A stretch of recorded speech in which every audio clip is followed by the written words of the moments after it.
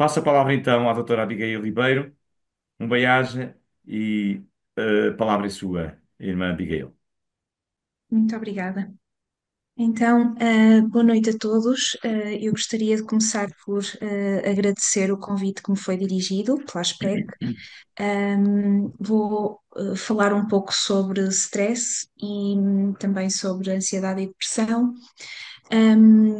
Vou então compartilhar a tela. Então, vamos começar por falar um pouco sobre saúde mental. O que é então a saúde mental? De acordo com a Organização Mundial de Saúde, hum, a saúde mental é o estado, de bem-estar no qual o indivíduo tem consciência das suas capacidades, pode lidar com o stress habitual do dia a dia, trabalhar de forma produtiva e frutífera e é capaz de contribuir para a comunidade em que se insere. E nunca é demais repetir esta máxima de que não há saúde sem saúde mental. A saúde mental engloba o bem-estar psicológico, mas não se reduz a este. Baseada no equilíbrio das funções mentais, traduz-se em comportamentos adaptados às diferentes circunstâncias em que o indivíduo está envolvido. Desenvolver e manter relacionamentos, estudar, trabalhar ou seguir com os seus interesses, tomar diariamente decisões sobre educação, emprego, habitação ou outras escolhas. E stress? O que é o stress? Ora, o termo stress deriva do latim stringo, stringere, stringi, strictum, que significa apertar, comprimir, restringir. Sendo um termo aproveitado da língua inglesa, a sua utilização inicial limitava-se à expressão de uma constrição de natureza física e tratava-se de um conceito sobretudo utilizado no campo da engenharia. Os engenheiros, desde os primórdios da construção, procuravam planear estruturas resistentes a diferentes cargas e forças externas, avaliar a pressão, o stress, que essa mesma carga provocava na respectiva estrutura, bem como a resposta ou resistência que a mesma conseguiria apresentar. Por stress, entende-se qualquer estímulo físico ou psicológico que provoca tensão no corpo e uma necessidade de adaptação. Existem formas de stress positivo, por exemplo, o exercício físico, e outras de stress negativo, por exemplo, a privação de sono ou problemas no trabalho. O nosso corpo dispõe de um sistema de resposta e adaptação ao stress que visa a reposição do equilíbrio. As estruturas responsáveis pela resposta ao stress são o hipotálamo, a hipófise e as glândulas suprarrenais. O hipotálamo e a hipófise estão localizados na base do cérebro e funcionam em conjunto como os maestros da regulação hormonal no corpo. As suprarrenais são duas glândulas especializadas situadas acima dos rins que produzem, mediante a ordem da hipófise, as hormonas e neurotransmissores responsáveis por promover as adaptações fisiológicas necessárias para repor o equilíbrio. Quando um estímulo é percebido como um agente de stress, o hipotálamo desencadeia uma cascata de sinais que conduz a dois tipos de resposta: uma resposta aguda e limitada ou uma resposta tardia e prolongada. A resposta aguda e limitada é mediada por catecolaminas, são conhecidas a adrenalina e a noradrenalina, penso que são termos familiares, pelo menos a adrenalina. Estas substâncias são libertadas em segundos e provocam um aumento da frequência cardíaca e da pressão arterial, entre outros efeitos. É esta resposta aguda que nos pode salvar a vida em caso de acidente e hemorragia, por exemplo. A resposta tardia e prolongada ao stress é mediada pelo cortisol, que é uma hormona esteroide produzida na suprarrenal. O cortisol prepara o corpo para uma resposta mais prolongada ao stress, ao assegurar níveis de glicose, açúcar, em vulgo, adequados e suprimindo a resposta inflamatória, por exemplo. Numa situação ideal, o stress é resolvido e estas respostas são terminadas. De acordo com Hans Selye, há diferentes estadios de resposta ao stress. Vemos aqui neste gráfico ao lado, um estadio que pode ser considerado a reação inicial, um, ao stress, ao estímulo estressor, um, um estadio de resistência e o estadio da exaustão. Portanto, o período de tempo que demora até se instalar uma situação de exaustão depende de indivíduo para indivíduo, de acordo com a capacidade de resiliência metabólica de cada um. Quando o eixo hipotálamo-hipófise suprarrenal é suprimido, os níveis de cortisol diminuem. Estamos perante uma situação de burnout ou esgotamento, e os sintomas mais comuns são fadiga extrema, fraqueza muscular, dores difusas, depressão, irritabilidade e dificuldades de concentração. Como é que podemos aumentar a nossa resiliência ao stress? Portanto, em primeiro lugar, é importante termos a percepção do stress. Todas as situações estressantes são percepcionadas de forma única por diferentes indivíduos. É importante dispor de ferramentas que nos permitam relativizar o stress e encontrar saídas para situações adversas, se necessário, com a ajuda de profissionais especializados. É necessário manter o ritmo circadiano, portanto, a rotina dos ciclos de luz e escuridão são fundamentais para o correto funcionamento do organismo, incluindo a manutenção de níveis saudáveis de cortisol.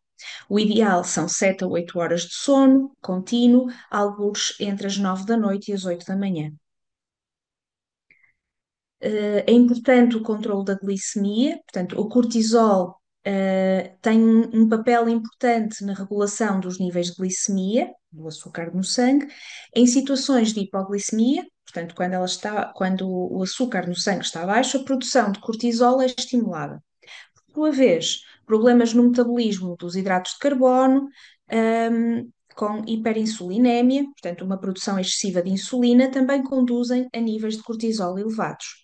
Assim, devemos ter uma alimentação baixa em hidratos de carbono refinados, rica em gordura, perdão, rica em fibra, gorduras saudáveis e proteínas, de forma a estabilizar os níveis de glicemia, o que evita o recrutamento do tal eixo hipotálamo e hipófise suprarrenal. E o controle da inflamação também é importante. A presença de inflamação crónica promove a secreção de cortisol, devido aos efeitos anti-inflamatórios desta hormona. É importante despistar e controlar eventuais focos de inflamação crónica e silenciosa, e quando estamos a falar de stress, e de manifestações, prolongadas, já com complicações psiquiátricas, sabemos que também está em causa, sim, está presente um estado inflamatório, um estado pró-inflamatório, e diminuir esse estado inflamatório, por exemplo, através de uma alimentação rica em ácidos ômega 3, portanto, por exemplo, uma alimentação rica em peixe, ou fazer até alguma suplementação, pode ajudar, até mesmo quem já está medicado com um antidepressivo.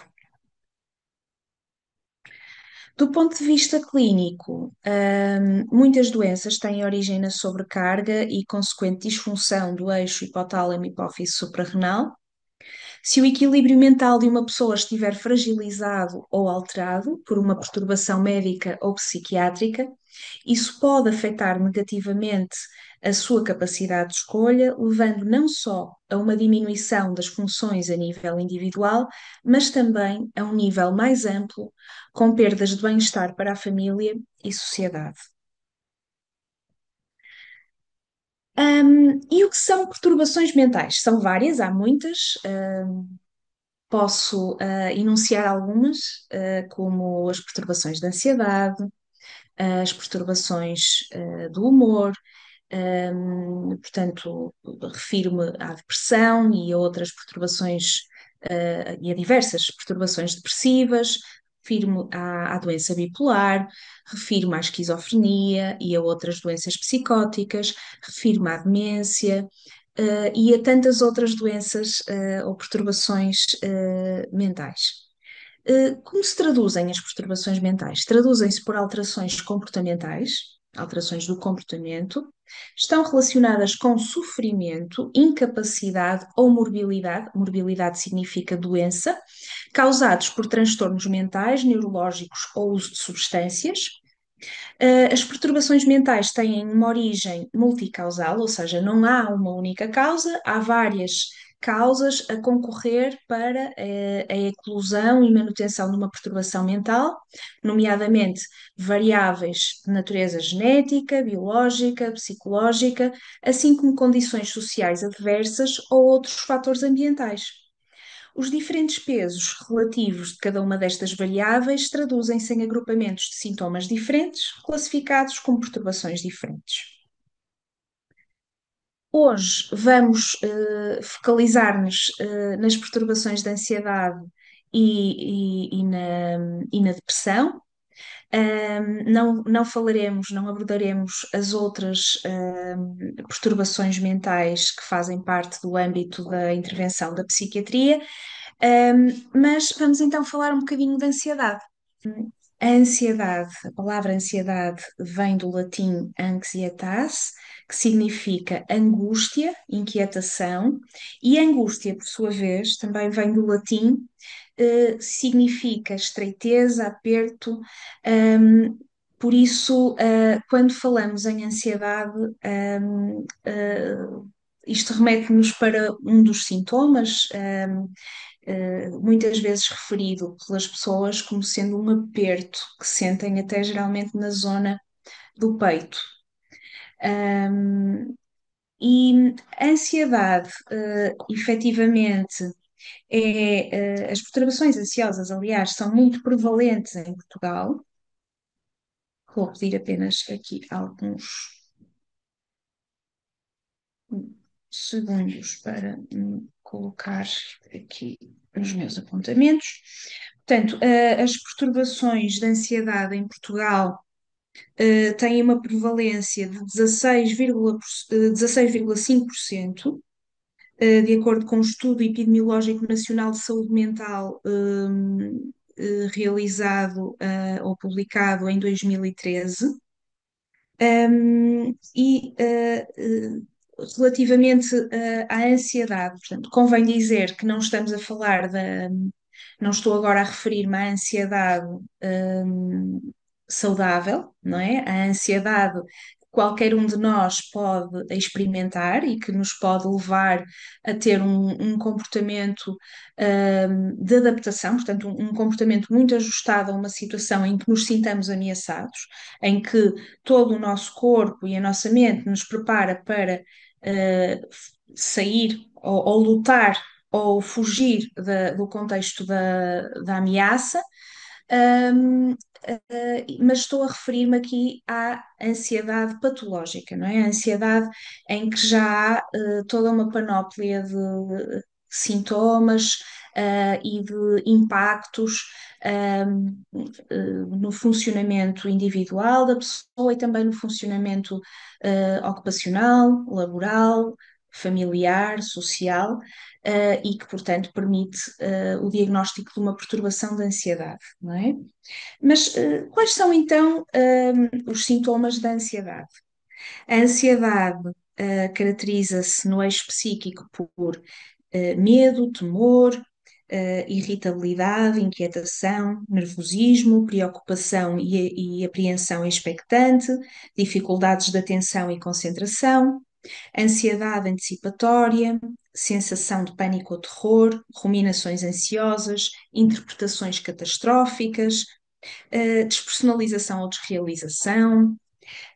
E no eixo somático, ou seja, a nível corporal, pode haver sensação de tensão muscular e pode-se traduzir esta sensação também por queimbras, por dores musculares, por tremor, por dores de cabeça. Também por sintomas cardiovasculares, como por exemplo palpitações, sensação de opressão no peito, desconforto no peito, um sentir-se muito vigilante relativamente ao batimento cardíaco.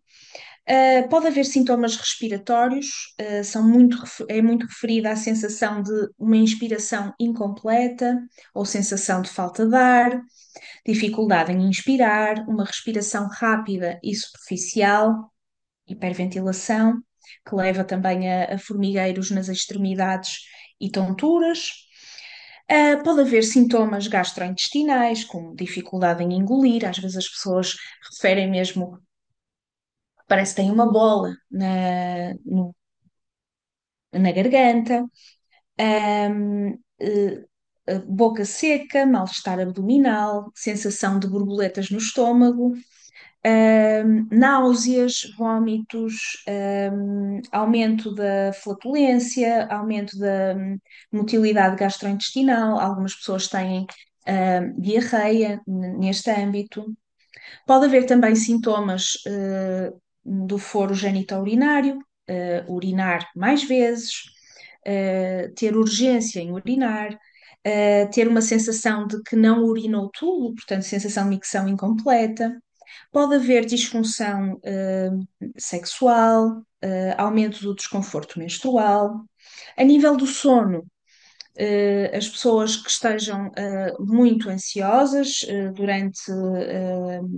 portanto, ansiosas prolongadamente no âmbito de uma perturbação de ansiedade, podem experimentar insónia, pesadelos, sono pouco reparador, sensação de sono inquieto ou agitado, terrores noturnos. Poderíamos continuar esta longa lista de sintomas de ansiedade. Dentro das perturbações de ansiedade, há diversos tipos, portanto, posso mencionar a perturbação de ansiedade generalizada, a perturbação de pânico, a agorafobia, a perturbação de ansiedade social, entre outras. Portanto, há vários tipos de perturbação de ansiedade. Alguns destes nomes serão familiares e outros nem tanto, mas têm a ver essencialmente portanto, com a intensidade da ansiedade, a duração da ansiedade, com a abrangência em que ela se manifesta, portanto, pode manifestar-se em todas as áreas da vida, ou pode ser algo que surge mais num contexto, por exemplo, social, em que a exposição a outras pessoas e a interações com pessoas pode despoltar a ansiedade, ou no caso, por exemplo, das fobias específicas, serem alguns estímulos muito concretos, como por exemplo uma aranha, uh, no caso da aracnofobia, entre outros. Um, Portanto, estava eu aqui a falar, estava a mencionar alguns dos efeitos, ou alguns dos sintomas da ansiedade, não é? Que podem, no fundo, abranger, eh, vários órgãos e sistemas do nosso organismo. Relativamente à depressão. Relativamente à depressão, é importante mencionar também, portanto, que as perturbações psiquiátricas, aliás, as perturbações depressivas em Portugal são muito prevalentes. O estudo epidemiológico nacional realizado na área da saúde mental que mencionei há pouco, revelou uma prevalência anual para as perturbações psiquiátricas em Portugal de 22,9% e constatou que as perturbações depressivas têm uma expressão de 7,9 por cada 100 habitantes, sendo que a possibilidade das mulheres a desenvolverem é mais elevada do que a dos homens. E no que diz respeito ao suicídio, que pode ser uma consequência da depressão grave,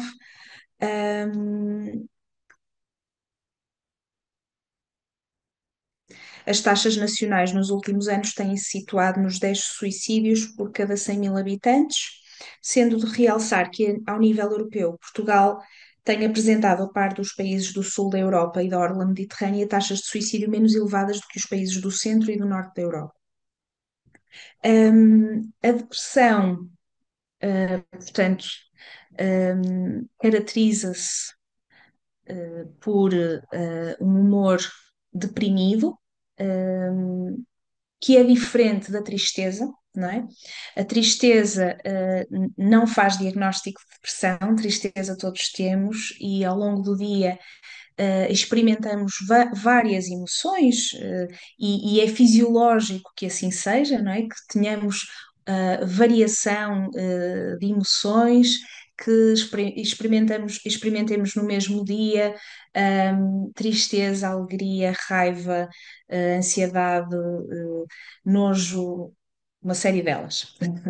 Porque efetivamente as emoções são formas de nós reagirmos ao ambiente, quer ao ambiente externo, quer ao ambiente psicológico também. E, portanto, humor deprimido não é sinónimo de tristeza, não é? O que é o humor deprimido? Tem a ver com a presença portanto, tristeza, desânimo, de uma forma muito contínua, muito prolongada, portanto, está presente a maior parte do tempo, a maior parte do dia, e durante pelo menos 2 semanas consecutivas. Muitas vezes acompanha-se de uma perda de interesse e de prazer relativamente aos estímulos que previamente eram motivo de gosto, de prazer. A isso chamamos anedonia. E para além desses sintomas capitais das perturbações depressivas, temos também outros sintomas, como uma redução da concentração, dificuldades na evocação de algumas memórias, algumas dificuldades na execução de tarefas, uma diminuição da capacidade de tomar decisões, uma baixa autoestima, pessimismo, ideias de culpa, de uma forma mais intensa e prolongada, e pode haver também sintomas neurovegetativos como fadiga, energia, uh, uma certa lentificação, portanto, lentificação psicomotora ou, pelo contrário, agitação, e alterações no sono e no apetite.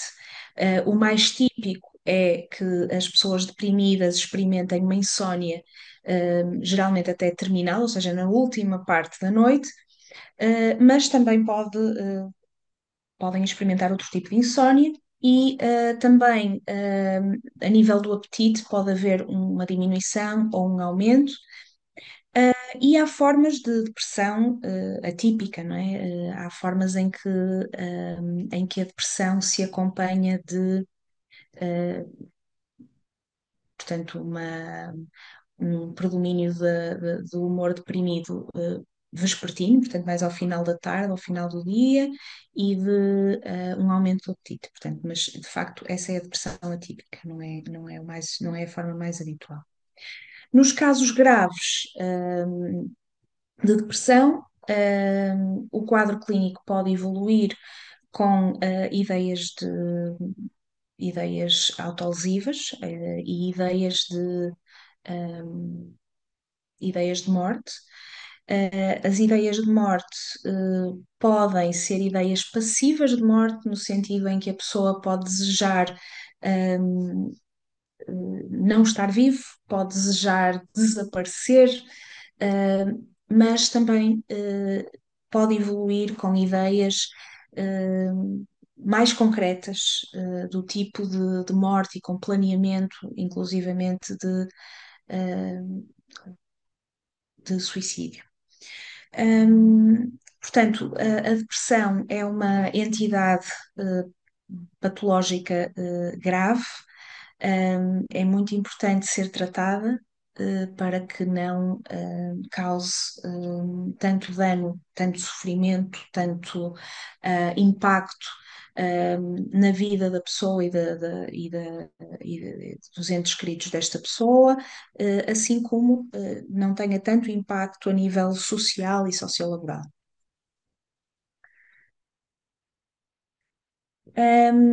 Relativamente às perturbações de ansiedade e à pressão, gostaria de dizer que a boa notícia é que existe forma de tratar estas perturbações, quer recorrendo a psicoterapia, quer recorrendo a farmacoterapia. Um, o ideal até é que haja uma conjugação destas duas formas de tratamento, porque resulta mais eficaz e menos prolongado, portanto, a pessoa vai melhorar mais rapidamente e manter a melhoria mais prolongadamente no tempo. Não obstante, há algumas pessoas, quando não têm critérios de gravidade muito elevada, um, podem, eventualmente, não chegar a ser medicadas, mas é muito importante que tenham um acompanhamento psicológico e ou psiquiátrico, e em caso de agravamento, sim, a intervenção farmacológica é muito importante. Um, Antes de terminar aqui esta parte mais teórica, gostaria de dizer que, quer para as doenças físicas, quer para as doenças mentais, até porque nós não temos propriamente uma divisão, não é, entre mente e corpo, somos um só, eh, e portanto, quando sofremos, sofremos na mente e sofremos no corpo, e pode haver uma expressão maior no corpo, uma maior expressão mental, mas somos um e, portanto, há consequências a nível de todo o organismo. E, portanto, quando nós falamos em prevenção de, de perturbações mentais, quando falamos em promover a saúde mental, é importantíssimo que façamos menção da cultura de um estilo de vida saudável, que inclui alimentar-nos bem, fazermos exercício físico, termos passatempos, colocarmos limites ao trabalho excessivo ou outras ocupações que porventura a que nos estejamos eventualmente a entregar demasiado e que sejam porventura causadoras de stress. É importante cuidarmos da nossa saúde física, mental, espiritual, da nossa vida relacional e social sempre que possível. Obviamente, a vida é dinâmica e, enquanto vivemos, encontramos muitos obstáculos e encontramos muitos problemas, mas também estamos equipados, com um corpo, uma mente que, se pode adaptar, ao que vai surgindo. Daí que tenhamos aqui este sistema que foi mencionado no início, o eixo hipotálamo-hipófise suprarrenal, que nos permite ter uma resposta tão adequada a tantos estímulos diferentes e a tantos problemas diferentes ou a tantas novidades diferentes, porque às vezes basta surgir-nos uma situação desconhecida para que experimentemos alguma ansiedade ou, de uma forma mais continuada, stress. Sempre que necessário ou de forma preventiva, devemos recorrer aos médicos e aos profissionais de saúde mental. E, portanto, gostaria de terminar esta componente, esta abordagem teórica, com estas três recomendações. Gostaria ainda de dizer que, no no contexto cristão, e particularmente em meios evangélicos, encontramos por vezes um duplo estigma dos problemas de saúde mental. Um, no contexto da sociedade geral, existe estigma relativamente às perturbações psiquiátricas. Por vezes as pessoas têm dificuldade em recorrer a profissionais saúde mental e por vezes até em admitir que estejam com um problema, que estejam a passar por um problema emocional ou mental, mas em contextos subculturais, da subcultura evangélica, por exemplo, encontramos outro tipo de resistências. Às vezes as pessoas acham que ser cristão não é compatível com a manifestação de sofrimento mental ou emocional. O que é um pouco estranho, porque não tem, de facto, fundamento bíblico. E se nós nos debruçarmos sobre várias pessoas que ia chamar personagens bíblicas, mas na verdade foram pessoas que existiram e temos relatos muito ricos, verificamos desde o Pentateuco até aos últimos livros do Novo Testamento que o sofrimento mental, emocional existe. Encontramos, por exemplo, em Moisés um tipo de stress que hoje em dia até está muito em voga, que gera burnout, não é? Vimos que Moisés, por exemplo, fruto de tanto trabalho, tanta responsabilidade, tanta exposição a problemas, desenvolveu um quadro de exaustão emocional.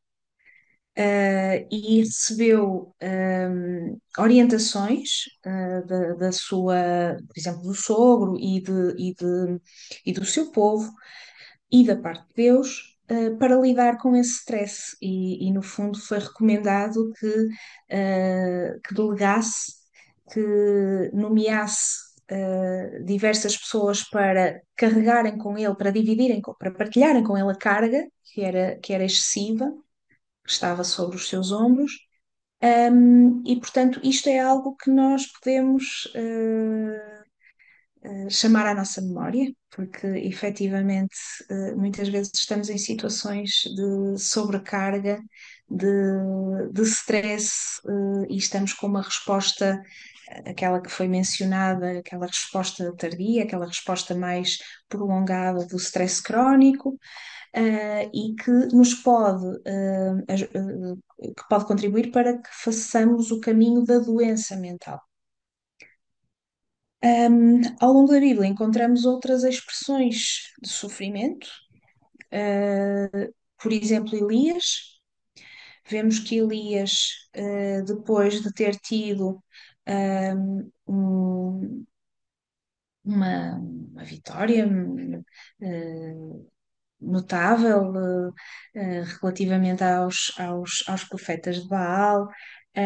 Seguidamente, ele sente-se muito ameaçado pela rainha Jezabel, e tem, de facto, um afundamento do seu ânimo, do seu humor, deseja a morte, e aquilo que Deus faz não é moralizar, não é criticar o facto de ele estar a sentir tudo isto, mas retira-o daqueles fatores de stress, protege-o, é-lhe recomendado que descanse, que coma, que durma, e depois que se restabeleça para retomar as suas funções. Em Jó, encontramos um quadro quer de doença física, quer de doença mental, porque efetivamente, quando há uma doença física, muitas vezes experimentamos um fator de risco para adoecer do ponto de vista mental. E ali, no caso de Jó, ele teve vários acontecimentos de vida adversos, perdeu a família, ficou doente do ponto de vista físico, teve de lidar com a resistência dos seus amigos que não conseguiam entender o que lhe estava a acontecer e, portanto, lhe atribuíam toda a responsabilidade do seu estado. E vemos em Jó que ele chega a desejar a morte, E há menções muito claras até de uma certa estruturação de pensamento suicida. Isto para dizer que uma pessoa que tem uma vida de relação com Deus, uma vida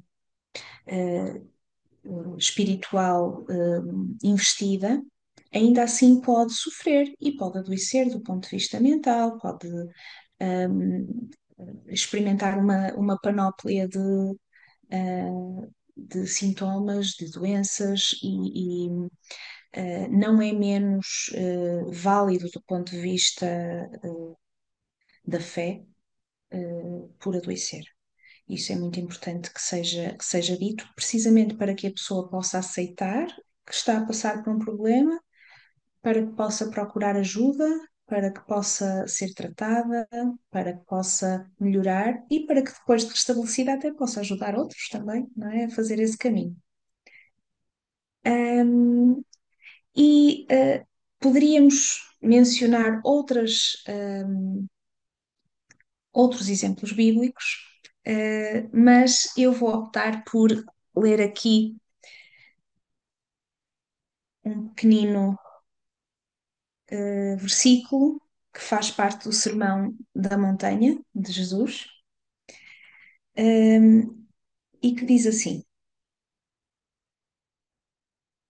E abrindo a sua boca, os ensinava, dizendo: Bem-aventurados os pobres de espírito, porque deles é o reino dos céus. Bem-aventurados os que choram, porque eles serão consolados. Hum, eu fico sempre muito impressionada quando leio este versículo, porque penso que Jesus traz uma inovação enorme relativamente à forma como ele vê o sofrimento, não é? É uma perspectiva muito esperançosa relativamente ao sofrimento. Poderíamos fazer aqui uma glosa deste versículo e dizer assim: realmente, quando chegamos ao fundo, não podemos descer mais, a partir daí só podemos subir. E, portanto, bem-aventurados os que choram, porque eles serão consolados. E a partir daí, temos a esperança de que podemos, estando em sofrimento, podemos melhorar, podemos pedir ajuda, podemos tratar-nos, podemos orar, podemos, mas tudo junto. Ou seja, a espiritualidade cristã não exclui os recursos, por exemplo, à medicina ou a profissionais de saúde mental, podem complementar-se. Não é? Sabemos que Deus tem todo o poder, toda a soberania para nos para trazer bálsamo à nossa vida quando estamos em sofrimento, mas devemos estar abertos às possibilidades de ajuda, porque podemos ser abençoados, podemos ser ajudados de muitas formas. Um, no final aqui das bem-aventuranças, deste Sermão da Montanha,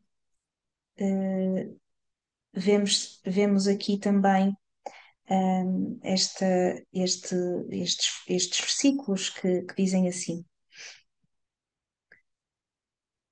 Bem-aventurados os pacificadores, porque eles serão chamados filhos de Deus. Bem-aventurados os que sofrem perseguição por causa da justiça, porque deles é o reino dos céus. Bem-aventurados sois vós quando vos injuriarem e perseguirem, e mentindo disserem todo o mal contra vós por minha causa, exultai e alegrai-vos, porque é grande o vosso galardão nos céus, porque assim perseguiram os profetas que foram antes de vós. Mais uma vez, a forma como Jesus nos fala de sofrimento. Ele exorta-nos a olhar o sofrimento como algo que pode surgir e que provavelmente vai surgir ao longo do nosso percurso, e que surgindo nós podemos encará-lo como uma plataforma a partir da qual nós cultivamos a nossa conexão com Deus, com as nossas comunidades, e podemos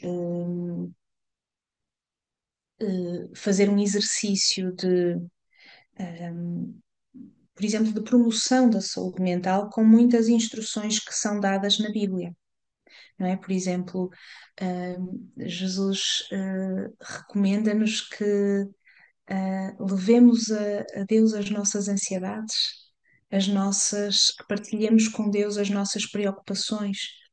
Agora, quando vemos na Bíblia muitas vezes mencionada a palavra ansiedade, eu quero chamar a atenção para a questão da linguagem, que é a ansiedade, que é muitas vezes mencionada aqui nos textos bíblicos, não é sinónimo de doença, perturbação da ansiedade, ok? Muitas vezes a palavra é aqui utilizada como preocupação, como receios, portanto, de uma forma mais ampla, e às vezes, porque achamos que são sinónimos, depois fazemos a negação da doença mental e a recusa do tratamento e da procura de ajuda profissional especializada. Portanto, gostaria assim de terminar com esta mensagem de esperança que Jesus nos traz e também com o Salmo. Sabemos que Davi passou por muitos desafios, por muito sofrimento, e ele utilizava muito a expressão poética e musical para lidar com o seu sofrimento. E temos uma verdadeira obra-prima, que é os salmos que ele nos deixou. E eu vou terminar com este salmo, Salmo 91. Aquele que habita no esconderijo do Altíssimo, à sombra do Omnipotente descansará. Direi do Senhor, Ele é o meu Deus, o meu refúgio, a minha fortaleza, e nele confiarei. Porque ele te livrará do laço do passarinheiro e da peste perniciosa, ele te cobrirá com as suas penas e debaixo das suas asas estarás seguro. E a sua verdade é escudo e broquel.